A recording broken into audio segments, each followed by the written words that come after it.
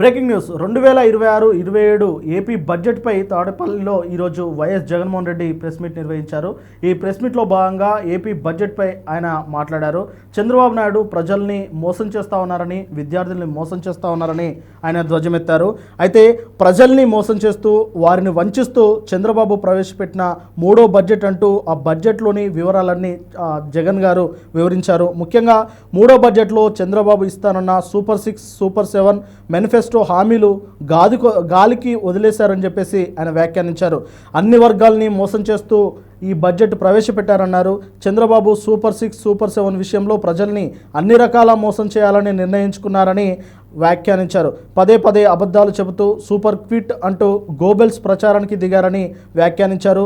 మోసానికి shirt pant వేస్తే అది చంద్రబాబే, అలాగే అబద్ధానికి రెక్కలు కడితే అది చంద్రబాబే అన్నారు. రాష్ట్ర ప్రగతి వ్యవస్థ గురించి చంద్రబాబు మాటలు కోటలు దాటాయని చెప్పారు. అంతేకాదు ఆయన పర్ఫార్మెన్స్ వీక్ కానీ పబ్లిసిటీ పీక్ అని చెప్పారు.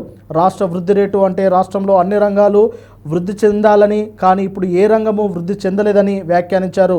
వృద్ధి రేటు పెరుగుతుందని చంద్రబాబు ప్రసారం చేస్తున్నారు, కానీ వృద్ధి రేటు పెరిగితే ప్రజల చేతిలో డబ్బులు ఉండాలి కదా అని ఆయన ప్రశ్నించారు. కొనుగోలు శక్తి పెరగాలి, అలాంటిది ఏదీ లేదు అని చెప్పేసి ఆయన వ్యాఖ్యానించారు.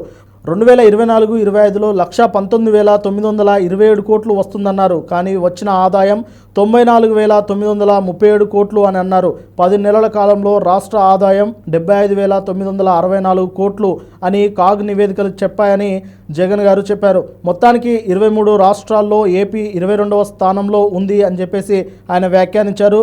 చంద్రబాబు పాలనలో రాష్ట్రానికి ఆదాయం రావడం లేదు, తగ్గిపోతుందని వ్యాఖ్యానించారు. మరోవైపు చంద్రబాబుకు విమానం, హెలికాప్టర్, అలాగే నారా లోకేష్కు విమానం, హెలికాప్టర్, అలాగే పవన్ కళ్యాణ్కు విమానం, హెలికాప్టర్, ఈ ఖర్చులన్నీ రాష్ట్ర ప్రభుత్వంపై పడడం లేదా అని చెప్పేసి ఆయన వ్యాఖ్యానించారు. నారా లోకేష్ ఒక పూట విజయవాడ, మరో పూట హైదరాబాద్, అలాగే పవన్ కళ్యాణ్ వీకెండ్ వచ్చిందంటే హైదరాబాద్కు వస్తూ ఉన్నారు.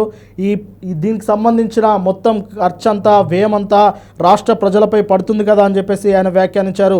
అలాగే కాగ్ రాష్ట్రానికి వచ్చే ఆదాయ రిపోర్ట్లను చూస్తే ఆదాయాలు రావడం లేదు, మొత్తం రాష్ట్రం అప్లపాలవుతుందని చెప్పేసి ఆయన ధ్వజమెత్తారు.